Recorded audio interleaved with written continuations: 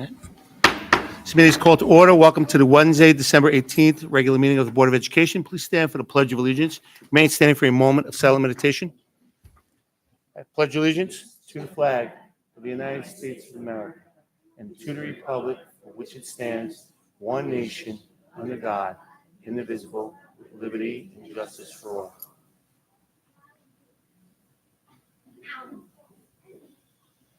Thank you. Okay, I'm going to turn it over to Superintendent Trombetta to present the superintendent's report. Good evening, everyone. Tonight we're going to be recognizing a very special group of students and staff. But before we do that, I just want to wish everyone a wonderful holiday, a nice break, a happy new year. Looking forward to a very exciting 2025. Who can believe that already? The next couple days are very busy. The buildings are bustling with lots of activities, a lot of funny outfits going around the buildings, and a lot of laughs. But I wish everyone a wonderful holiday.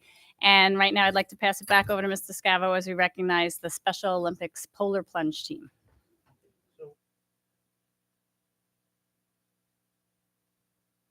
Mrs. Frasina, if you can come up with Mrs. Biblo.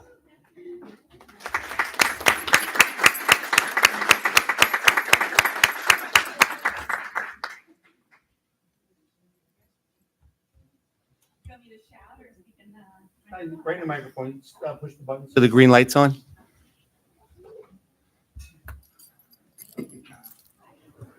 Good? Perfect. Okay. So my name is Rebecca Hoffman. I am the Director of Development at Special Olympics New York. So on behalf of myself, my colleague Alexis, and all of the athletes of Special Olympics New York, I want to not only congratulate, but thank Team Sachem for rallying always behind the athletes of Special Olympics New York by freezing for a reason to really make a difference and spread inclusion for all.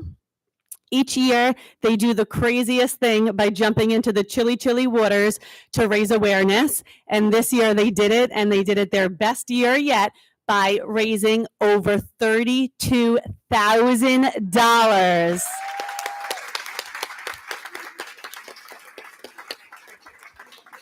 Not many people can say that.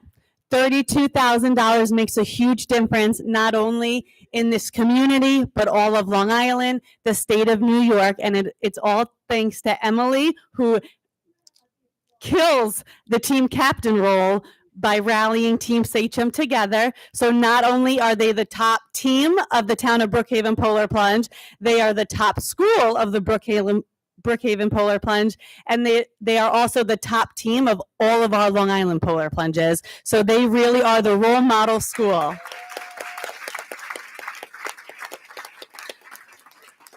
So I wanted to present Team Sachem with the official 2024 Cool School Challenge Championship Trophy.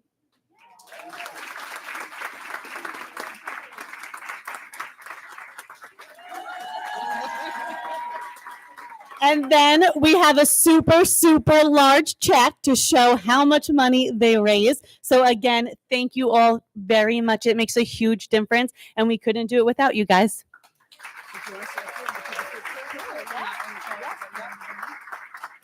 So I'm going to call up people that are here.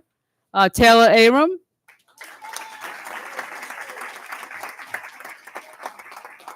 Elizabeth Berthold. No, you didn't. Andrea Biblo. Lisa Borger.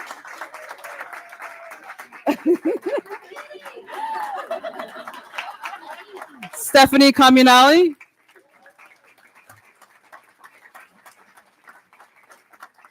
Gwen David.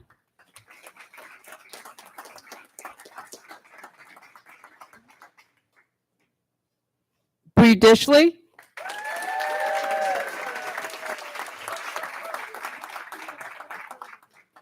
Justin Dunn.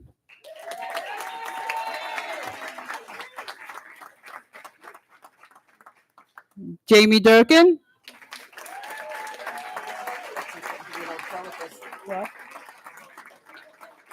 Bella Herney.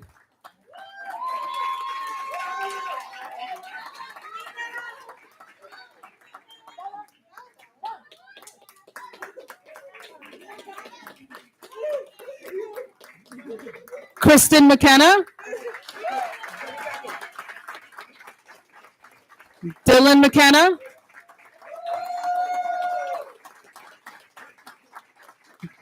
Julie Miller. Alex Narokowski. Oh, she is? Okay. Leah Narokowski.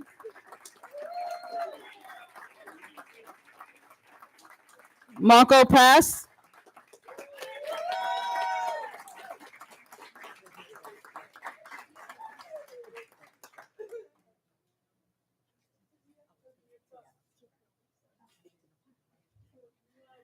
Lauren Pulio.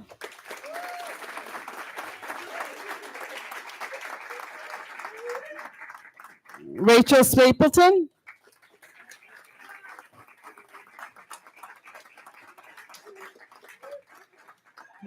Jocelyn Stone.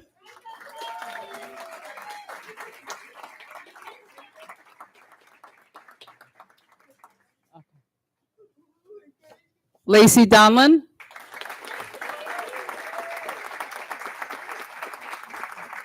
Jen Swenning. Allie Tyrell.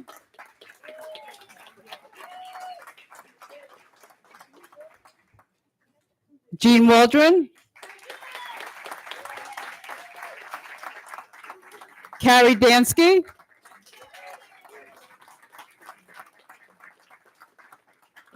Ronnie Dam.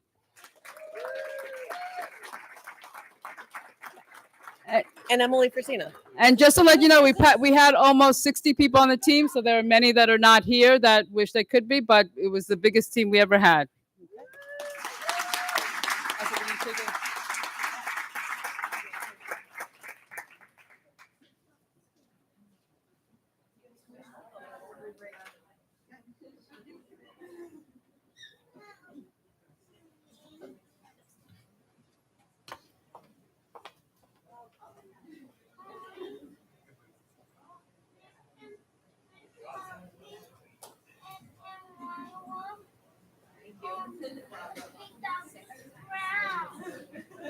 All right, everybody, I'll have you guys look here first.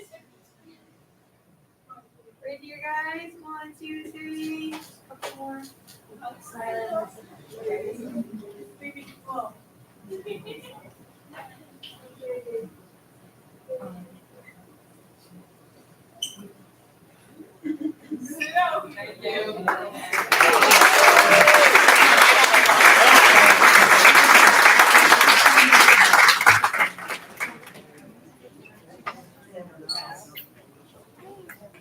Hi. Hi. Thank you. I know.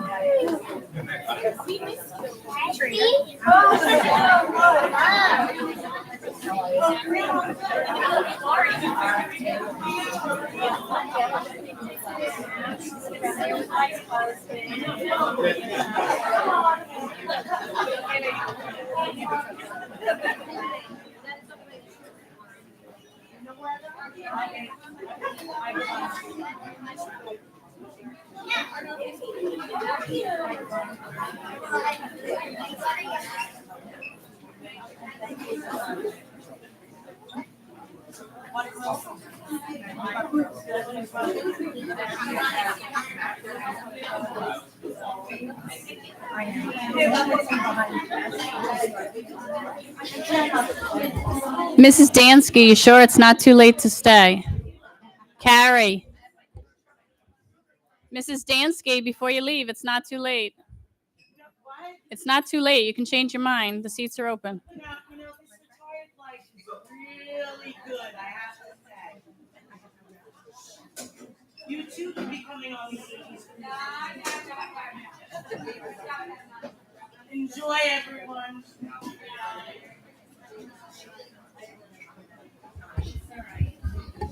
Ready? I'm going to pass it over to Mrs. Sarakis as she gives us our first budget presentation of the year.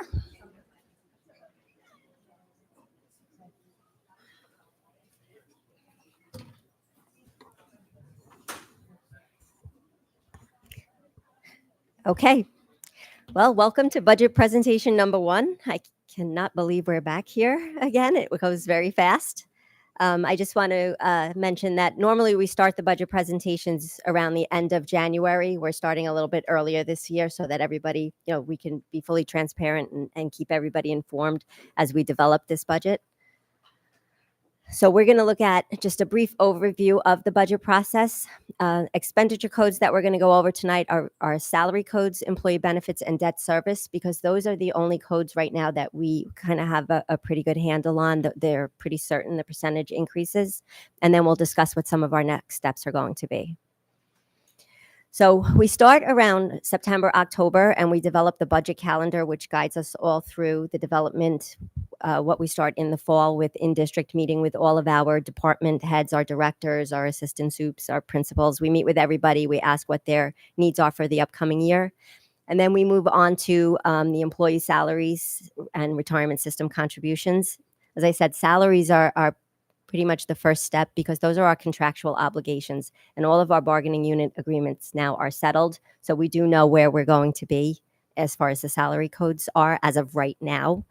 So we work very closely with the personnel department. We work with both instructional and non-instructional.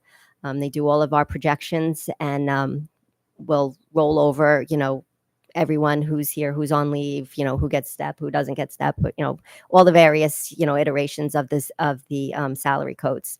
And then we look at, based off of those salary codes, we look at our payroll taxes, our retirement system contributions, then we move on to our benefits, our health insurance, and various insurances, long-term disability, and things like that. And then our debt service. Those are the things that we know for certain as of right now. As we get into early January and February, and we start looking at our materials and supplies, our BOCES figures will start to come in, and we look at our expenditure-based aids, which are like our hardware, software, textbook aids, things like that. And then all other expenditures, athletics, clubs, conferences, tuition, health services, and technology. So it's a pretty lengthy process.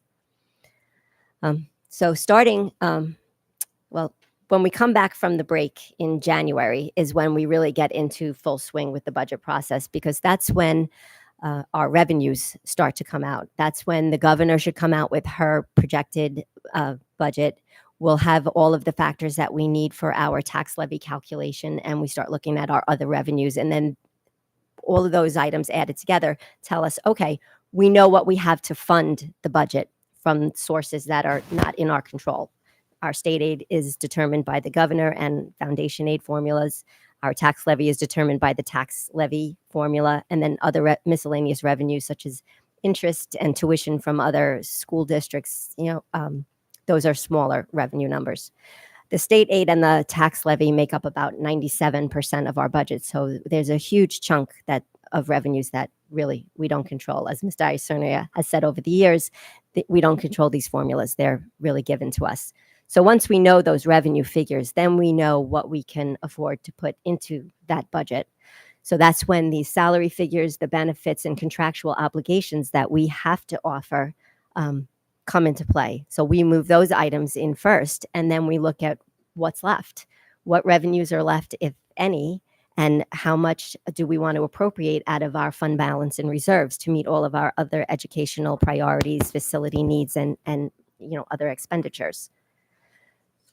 So when we start looking at our salaries, and this is normally when we do these presentations, we'll do general support, which is superintendent, business office personnel, and then through our presentations, we'll touch on our instructional codes, our special education department, our athletics.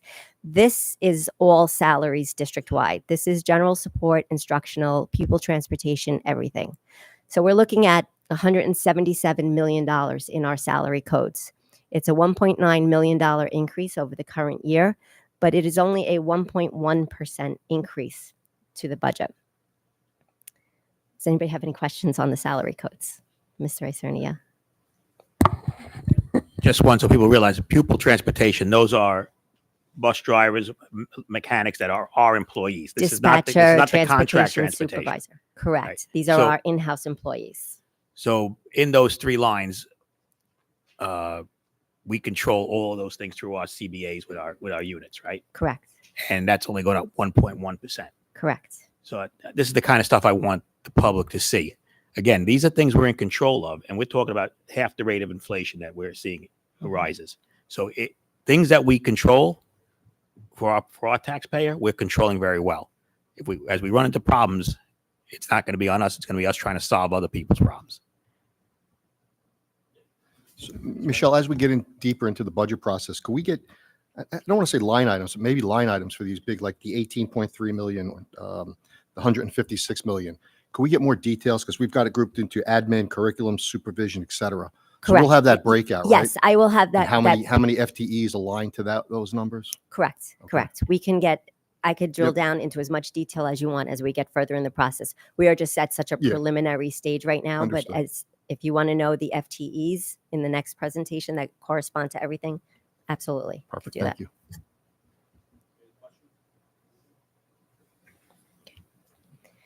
So then we have employee benefits, and many of these items are based off of the salary expenditure codes that we were just talking about, the 177 million. So we have our employees' retirement system, the teachers' retirement system. This is the district's employer contribution into those systems. The percentages are given to us. That's determined at the state level. We do not determine the amount of the contribution. So right now we're looking at, for the employees' retirement system, currently it's 15.2%. Oh, it got cut off, I apologize, but that is going up to 16.5% for the upcoming 25-26 school year.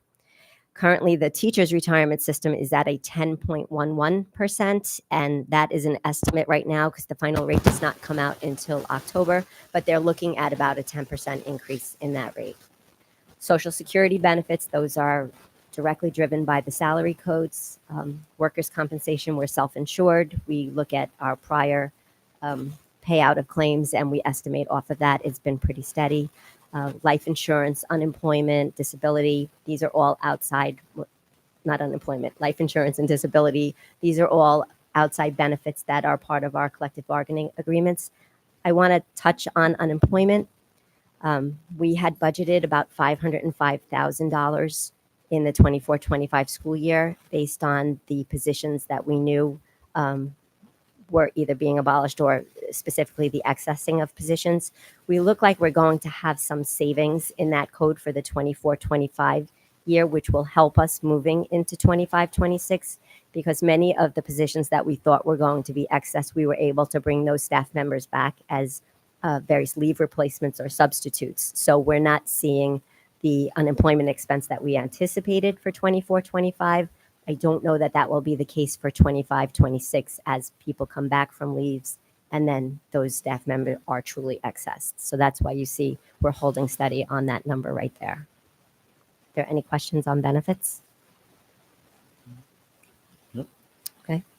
And then the last item is our debt service. These are our serial bonds from construction projects, our tax anticipation note, which is a short-term note that we issue each year just for cash flow purposes to tide us over from the time the school year ends until property tax funds and state aid starts to roll in December and January.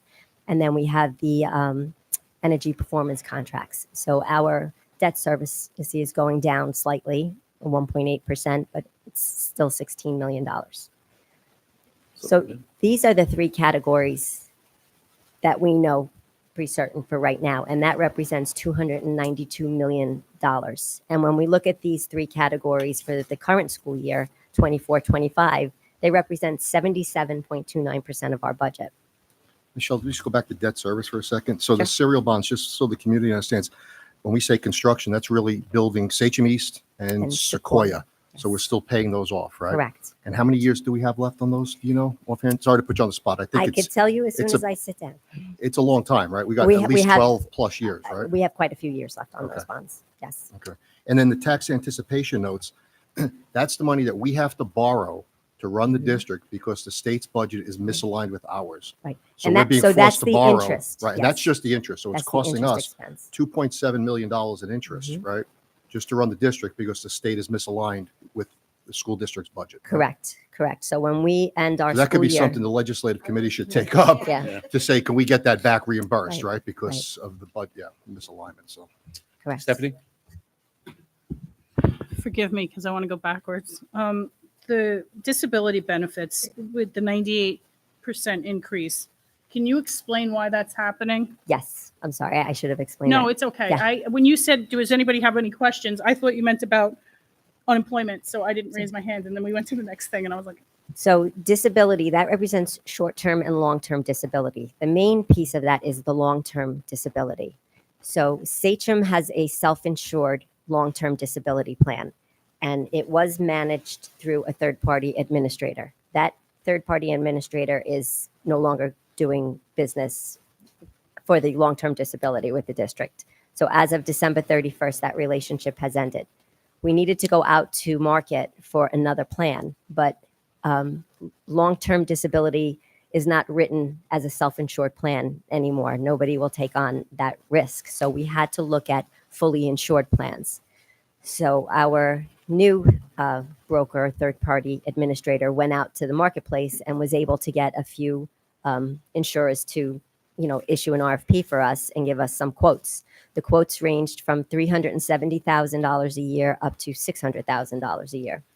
So we went with the $370,000 a year. They were willing to work with us. They came down to about $330,000. So that's for the fully insured premium. That's for anything new that comes up as of January 1st. The self-insured piece, that stays with the district. So we have about 5 or 6 staff members that are currently on that long-term disability through the self-insured. The district has to keep paying that until they either are able to come back to work or the time period, either the 15 years or they age out of that benefit. So we're really taking on the self-insured piece and a fully insured piece. That's why there's that large increase. Now, since it's the first year of a fully insured and no insurers really wanted to take a risk on us, we have to pay that premium. But in another year, maybe 2 years, when we have an experience rating where they could look back and say, look, out of the 1,400 staff members that are eligible for this benefit, they never really go above 5. And then we should see a decrease in the premiums.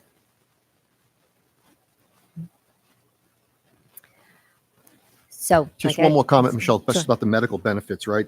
So we didn't get really hit with the large increase as we did last year, right? So, No, which I think we're grateful for, right? Because last year, I think it was $4 or $5 million in increases. absolutely, So, absolutely. just So wanna point that out to medical the community. benefits had been going up by double digits, 12 to 14%. So Although it went up, it only went up by, just less than $1 million, but but that also includes dental benefits in there. But Right. when we look That's at the health insurance by itself, we're looking at roughly about a $300,000 increase.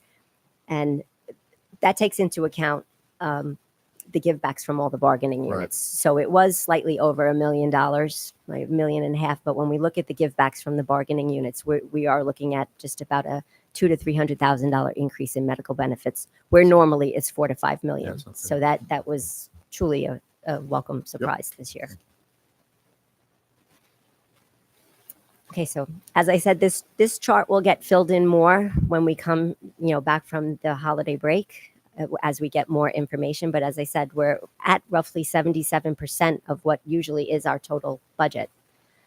So our next steps are we're looking to, the governor to release her state aid figures, and then we still need some of our factors for the tax levy. Many districts received all of their formulas from the state, from the real property tax law. Our tax-based growth factors have not been released yet. That's why the levy is still an estimate. So really, we're waiting for our revenues. So those are the next steps, and that's what we'll be addressing in January. Just Michelle, one question. Any word from the governor's office regards to the safe homeless? Is she gonna continue that, or is it gonna go? She made an announcement a few weeks ago that Save Harmless is back. Like after saying she was taking it away, and we were all waiting for the Rockefeller Institute's study to come out. I was part of a 2-hour webinar this afternoon where they went in depth into all the recommendations that the Rockefeller Institute was making. They're just recommendations. And I think Mrs. Trombetta was on that webinar also. And I came out of that 2 hours feeling like I know less than I did going in, because they were recommendations. And the final item that our advocacy group said was, once the governor came out and said, I'm bringing back hold harmless, it threw the study out Out the window. the window. So we don't really know what's going to happen. That was my second question, as to whether or not we comb through that to figure out what recommendations were going to be considered and how would We don't think she's really going to have time to make any drastic changes. So if she does anything, one of the thoughts is the CPI, the inflation factor. Mhm. She kind of played with it in last year's budget. So that's kind of an easy thing. Instead of taking what the formula says, she took an average of it, which lowered what we would get. So that seems like something easy if she was going to tinker with the formula that she could do. Mhm. But since she said hold harmless is back, we really don't know until she releases it. And that's usually around the 23rd of January she releases it. Stephanie? A lot of people got next year's tax bill already, and a lot of townships have increased their taxes significantly. And I worry that people are already saying it's the school district's fault when we haven't even done our stuff yet. So I hope people fully pay attention to what's going on, because it's not going to be, that increase isn't going to be all of from schools. Yeah. We didn't even get there yet, but it's on the internet already. People are really upset. I don't want to name townships, but there's one town in specific that people are livid. And I see a lot of people throwing it back at the districts, and it's not the schools yet, so it's concerning. We're going into a troubling The time. equalization rate gets added to the school district line, doesn't it? Correct. So the increases you're talking about don't even include the equalization rate that each of the townships use to balance their budgets. So Michelle's been on the phone with Islip and Brookhaven and Smithtown, Yes. more Islip and Brookhaven, and she can explain more about some Right. of the So tax if anybody increases. has a question about their tax bill, they should call their respective towns. So one of the things that is impacting the bills this year is, if you remember back in February, we had a hearing about changing the definition of income, and the board voted on a resolution to leave everything as is. We have now four different definitions of income. So the various towns elected to go with, they call it option 2, which was adding your annuity or IRA payments into income because pensions are already considered income. That's what the option the towns went with.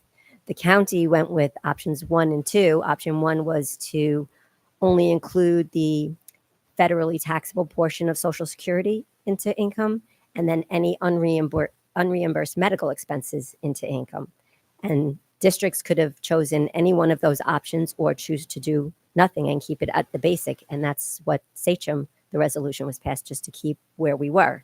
So now imagine you have the assessor's offices, and I don't know how they're doing this. It's got to be a really overwhelming task. You have to calculate for each taxpayer income 3 different ways: the town way, the county way, and the school district. And remember, there's multiple school districts in each town. So now you're dealing with Sachem is doing it this way, is Longwood doing it that way, is Connecticut doing it this way. So it's an overwhelming task. So if you have any questions, I suggest all community members call your town. They have told us that they will pull individual files and walk through it to make sure everything is correct. Correct. Mm-hmm. Yes. Mm-hmm. Right. Correct. Yes. And the county. And the county.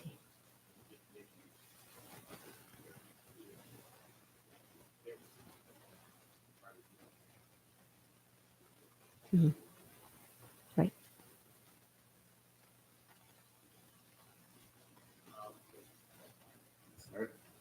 This could be a really foolish question, but a lot of people might think the same thing.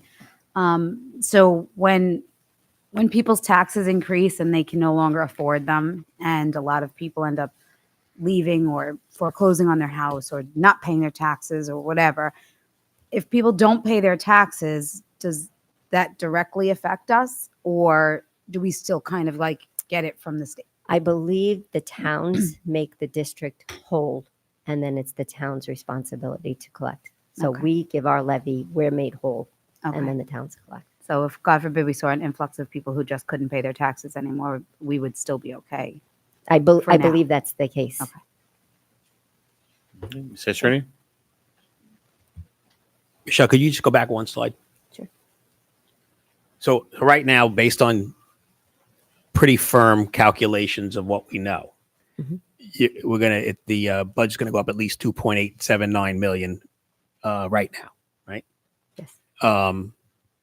Our tax levy, no matter what the calculation is, barring something unforeseen, the number would be 2%, would be probably the max that we could levy, right? Like, Well- with the exceptions, 2% is that one possibility. field in a 13-step calculation. Right. So rough numbers that we've been playing with in the business office based on what we know and making some projections, it might be a little bit over 2% with the exclusions, like 2.07.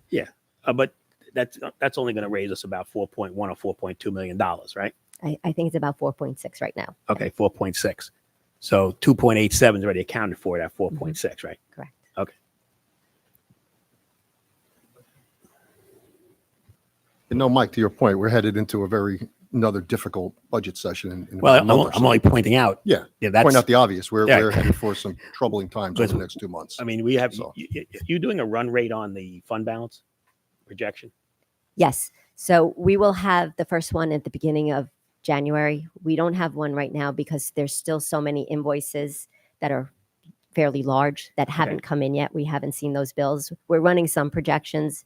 Right now, we're looking at, I think Mr. Sachs said about a $5 million surplus on the expenditure side. Okay, so even if it's 6 million, that's another 3.2 we're short, right? Because we allocated 9.1 out of 9.2 from appropriated, Right. but in total, we are at 12.6 another with the 3 reserves. from the reserves, right? Okay. So in typical Sachem fashion, we'll be very good with our expenditures, but we'll have a revenue problem, right? That's what's going to happen. But all right.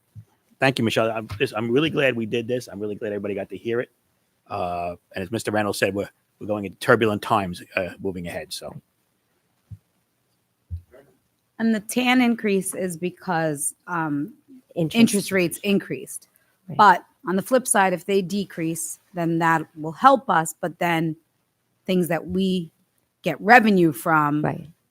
so it's going to be kind That of will be like decreased 6 to 1, also. half dozen the other. Correct. If that $2.7 million is the interest on the money we have to borrow from July 1 Which we shouldn't have to, yeah, but to that's December how they- 30th. So January 1st, we get our. Yeah. our We start stated- getting the star money should be around the 6th or 7th of January. Yeah, we have to pay money in interest to borrow money that we should already have, but we don't because of the way the government works. the banking lobby has a stronger lobby than the educational lobby, right?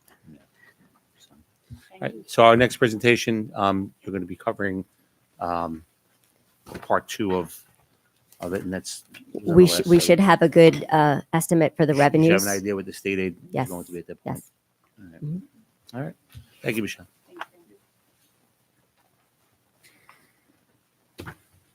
And having that discussion after special education plunge, where, great things and $32,000 raised, and then we have to start talking about deficits and things like that. It's frustrating, but we certainly will keep the community aware of what's going on along the way. So, Superintendent's report. Anything else that you wanted to add? Well done. Okay. Student board member report. Michael. Hello, everybody. So this week we are finishing up the holiday toy drive through the different honor societies. This week is Spirit Week for Sachem East, and recently we had 35 business and culinary classes, students, not classes, visit SUNY Suffolk's culinary and hospitality program. And starting Friday, we have the physical education volleyball tournament. Can I say congratulations? Thank you very much. Can we say why? Tell everybody why we're congratulating you. I am a finalist in the Coca-Cola Scholarship as of right now, semi-finalist.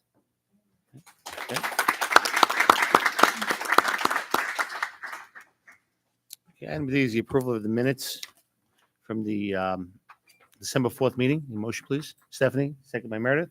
Questions or discussions? All in favor? Opposed? Motion is carried. Item 2 brings us to visitors. Allison, any visitors tonight? No. Item 3, we have a consent agenda A through D for business items. Any motion, please? Kenny Reynolds, second by Mike Cerny. Questions or discussions? All in favor? Opposed? Motion's carried. Item 4, we have personal consent agenda, A through P for teachers. Motion, please. Stephanie, second by Sabrina. Questions or discussions? All in favor? Opposed? Motion's carried. Skip leading. So it's an exciting night for one of our art teachers over at Waverly Elementary School. She has just been board approved to retire as of January 1st. She does plan on continuing her creativity through the art of quilting, spending time with her family, and perhaps maybe down the line taking a little time to just smell the roses. And then also in our audience tonight, we do have our Sachem grad who is joining us, Haley Barlow, with, I believe, her family, and our chairperson for art, Amanda Ferran, who participated in a rather extensive art interview process to secure the best candidate for the position over at Waverly Elementary School. So we'd like to welcome you back in to the Sachem fold and congratulate you on your appointment. Congratulations, Haley. Okay, item 5, we have consent agenda for personnel, items A through H. Can I motion, please? Stephanie, second by Meredith. Questions or discussions? All in favor? Opposed? Motion's carried. We also have Mr. Scavo and the board. We do have 2 retirees tonight that we also want to recognize. We have head custodian Nick Marshenko and Angela Semler, one of our nurses. Mr. Marshenko has been over at Waverly Elementary School for many, many years as a fixture within the building.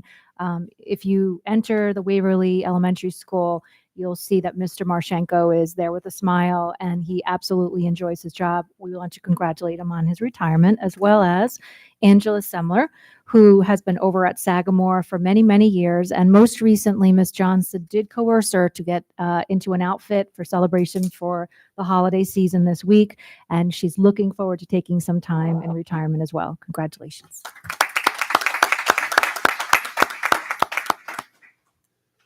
Item 6, we have our personnel agenda for administrators. Any motion, please? Mayor Reynolds, second by Meredith. Meredith, do you have your hand up? Sorry. Questions or discussions? All in favor? Opposed? Motion's carried. Congratulations, Michelle. Item 7, contracts. We have a consent agenda A through N. Any motion, please? Stephanie, second by Michael Cernia. Questions or discussions? All in favor? Opposed? Motion's carried. Item 8, donations. We have a donation from Winona Elementary School, PTA. Any motion, please?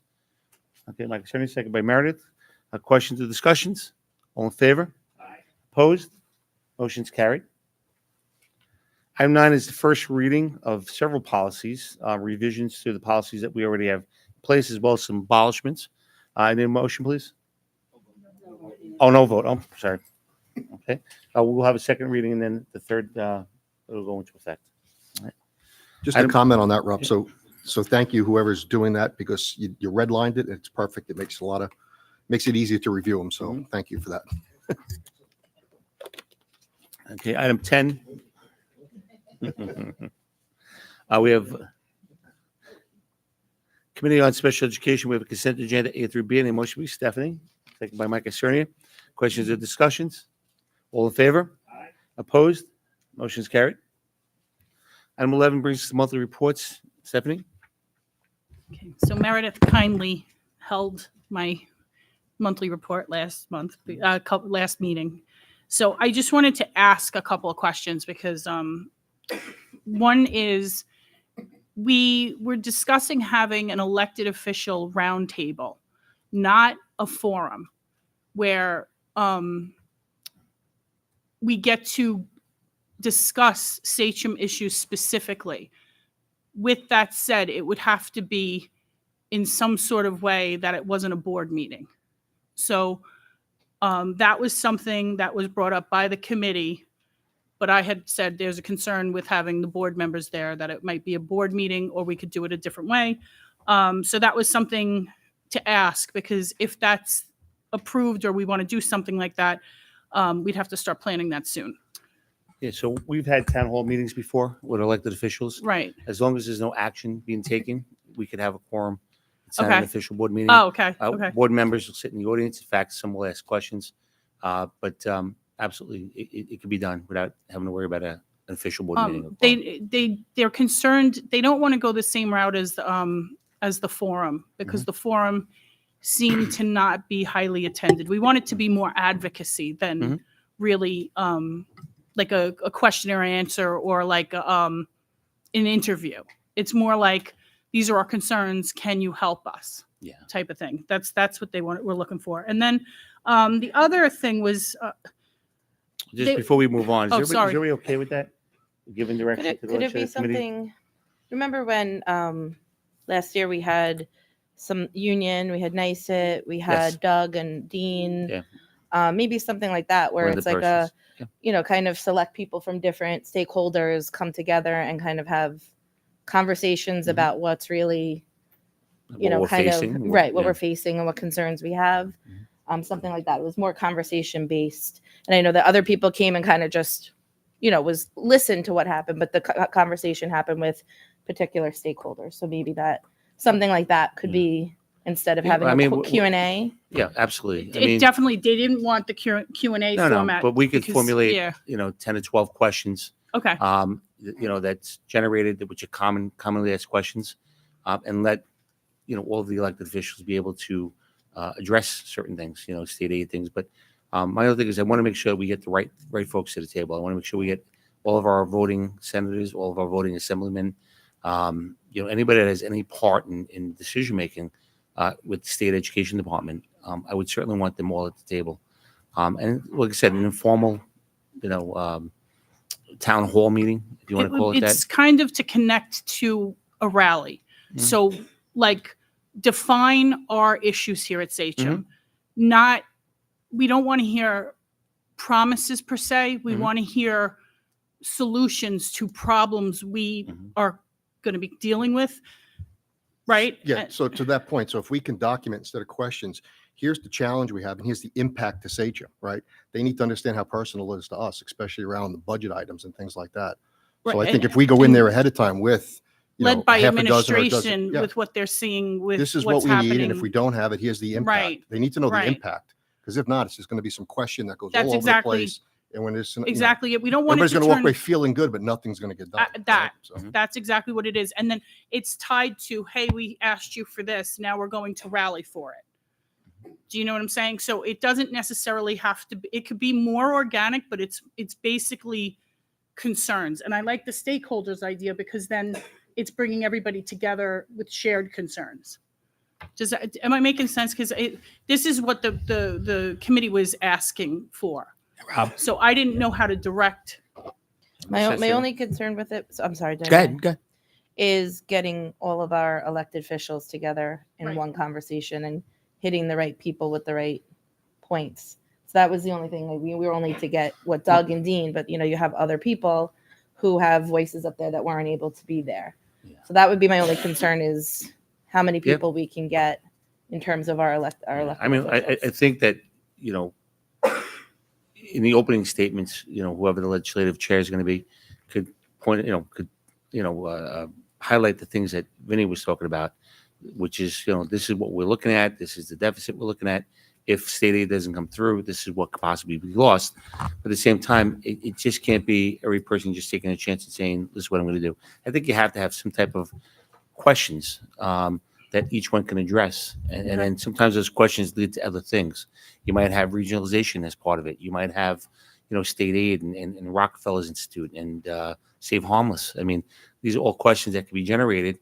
What I don't want to do is, and not to sound like we're not, transparent, or we don't care what our stakeholders feel, is I don't want just open mic night where people come up and ask any That's what they question want they to want. avoid. Yeah. That's 100% what they want to avoid. And again, it has to be district led Yeah. with what the greatest concerns are. Yeah. I don't want it. They don't want it vague. Mhm. They want it. This is Yeah. what we need help with. Sure. So if we're really concerned about, funding, Mhm.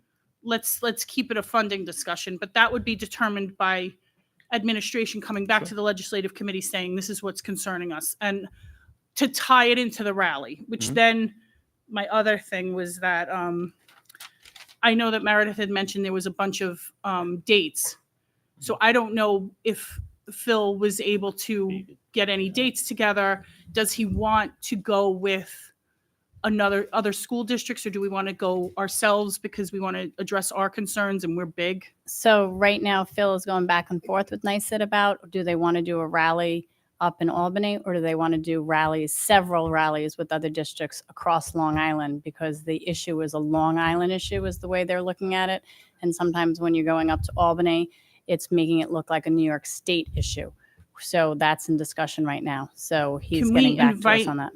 him into the legislative meeting at some point when he's ready to? Absolutely. Okay. All right. And then, oh, sorry. Go ahead, Meredith. Yeah, one thing I think maybe we could bring up in this, it's not a funding issue, but I'm getting concerned with losing sight and momentum on the security guard training initiative and that piece of legislation. And, are they backing that? Or we have any, I know we had Jim, and I know Jim has moved on, but We got it to where the goal was for the district. We got it into the political realm. So the political realm now is where the advocacy needs to happen. well, that would be a question for them, because that's a concern to us, right? Yeah, What yeah. are you guys doing now that we got it where you wanted it to be, right? Yeah. So, But I don't know. I don't know what we would do, but it's definitely a good well, question. no, our question is, what are you going to do? Right. Okay. Right. Right. Okay. That was driven from the Sachem Legislative Committee, right? Jim Right. Kiernan just happened to spearhead it. Yeah. But that's certainly something that the I mean, at committee this should point, we follow did, up on. we did everything we yeah. could. We got it where you wanted it to be. So what are you guys doing with it? Right. Right. Right. It's Okay. a Sachem Legislative Committee issue, right? It's not Right. a personal issue for a community member. So Okay. yeah, I'm putting it you down. should drive it. Meredith had a question.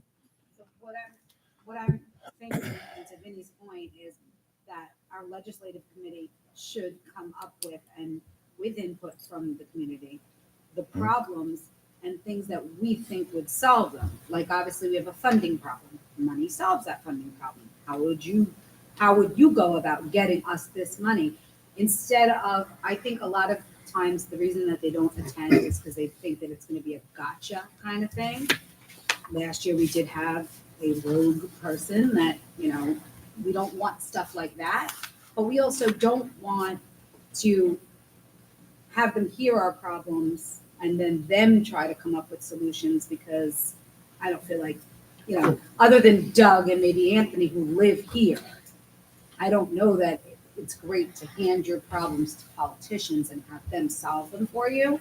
So I think us coming up with our problems and the solutions we would want, and here's what we want you to do for us, kind of like where we got. That's exactly it. Here's just the That's one we exactly mentioned it. before with the Yeah. tax anticipation notes. Here's $2.7 million we have to pay in interest. $2.7 million funds extracurricular activities. Without that, we got to cut clubs or cut staff. That's the impact. Exactly that. We have to spell it out, because I don't know if they know about this, right? With our demands, so to Call it speak. whatever you wanna call it. Yeah. Not with a list of demands, but with a list of problems and solutions. And please, this is what we are going to be very loud advocating for. Right. We hope as our politicians, you're going to advocate with us. But with or without you, this is what Sachem is going to advocate for. If you're with us, that's awesome. If you're not with us, we're still going to be one of the loudest districts on Long Island. And we could talk also maybe in future meetings about a rally. We did have a rally several years ago that actually shut down the expressway at exit Right. 63, and Right. many school districts were involved in it, but we let it. So it might be something we might want to do again. I can bring this back to the committee. It's all great. They want to help. Mhm. That's what they want to help, and they wanted to do it. And Yeah. it's encouraging, because we have community members that want to be involved, that actually want to help to fix this. And, Yeah. and they, is my thing on? I think it's on. No, you. it's not. It wasn't? Okay. That's how loud I am. But they do want to, they want to help and they want to fix it. So I think that this is a great. And to anybody listening, just if you're not on our committees, you can still help them make it. So, Sabrina? I was just saying, so maybe take what we just said in our input, bring that to the committee and have them kind of design what you want it to look like. Yeah. And then bring it back to us. And if we're all okay with it, we could go forward with it. I think that's. Do you right. want them to determine the issues, or do you want us to I guide? think the issues that Because there's a lot of issues. be determined by the superintendent's office. Right, right. Yeah. And And- like in a bullet list of exactly, you know, yeah, cool. Okay. Anything else, Steph? Any reports? Next meeting is the first Thursday of January, which is, I think, hold on, 9th, 8th, hold on. Any other updates? from- Thursday, 9th. Any other committees? That's what I Any do. other updates? Okay. Closing comments? Nothing, Allison? Is it old business, new business, future discussion? Closing comment from me. Okay, that was for visitors though. Sorry. We'll get to it, absolutely. Old business, there's nothing on the agenda, all right? Board discussion items? All right? There's nothing on the agenda as a discussion item, but Oh. future discussion item. Yes, sorry. Yeah. My apologies. Meredith. It's not really a future discussion. I've been working with the Ronald McDonald House to raise some different things for the children that are unfortunately housed there because they're sick. And I just want to thank my fellow board members because they really all came together. I'm sure many of you saw a skateboard and gift certificates. There's a huge car in somebody's car outside. And I just want to say that not only do these people give a lot of their time, their energy, and their money to Sachem, but they help children all over. And so thank you guys so much for doing Thank that. you, Meredith.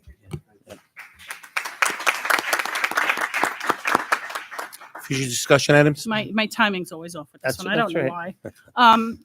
We had a legislative committee member email asking if we wanted to start discussing plans on if the Department of Education was disbanded after January. I don't want to think about it, so I kind of was like, no, but of course, because it was a concern, I wanted to bring it up. So rather than ignore it, I figured I'd bring it up. Where's everybody at? I think we stay out of that one. until we What if see it what happens suddenly? I don't think it's going to. There was just an article in the paper with it, so. I think get we it, let it but ride I don't for a want to while, so. discount the We might be a little concern. early Yeah. on this one. Okay, all right. So let's see what happens. I mean, even we talk about the legislative committee with the rallies and everything else. It's all going to be driven by our state aid, right? And we have to see what we get in January, and then that's where, but we could start the process. I can guarantee you we're going to Oh need yeah, money. No, I don't disagree Yeah. with you. Yeah. Any other future discussion items? All right. Executive session. Before we go into exec session, I just want to, on behalf of the Board of Education, wish all of our Sachem families, our community, a happy and healthy holiday. I hope that you have quality time spent with your family and your friends, and that everybody is safe and healthy. All right, so I need a motion to go into exec session, discuss an update on CVA cases, contracts, potential rental or sale of property, and then a personal matter involving staff member made known to the board. Mayor Reynolds, second by Meredith Volpe. Questions? All in favor? Opposed? Motion carried. Happy holidays, everyone. Happy holidays.